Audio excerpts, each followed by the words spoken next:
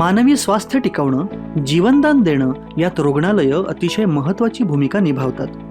अशा रुग्णालयांसाठी लागणारे डॉक्टर्स तयार करणाऱ्या राज्यातल्या पहिल्या वातानुकूलित शासकीय वैद्यकीय महाविद्यालयाचं लोकार्पण दिनांक 30 नोव्हेंबर 2023 रोजी माननीय मुख्यमंत्री श्री एकनाथ शिंदे यांच्या शुभ हस्ते संपन्न झालं. 100 विद्यार्थी प्रवेश आणि महाविद्यालयाशी संलग्नित जिल्हा सामान्य रुग्णालयाचं श्रेणीवर्धन करून 430 खाटांचं असं हे भव्य रुग्णालय रत्नागिरीत उभारण्यात आलं आहे.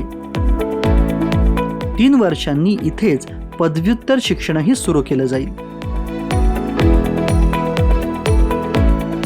या महाविद्यालयाच्या रूपात रत्नागिरीकरांचं 50 वर्षांपासूनचं स्वप्न पूर्ण झालं असून या निमित्तानं भवतालही विकसित होणार आहे.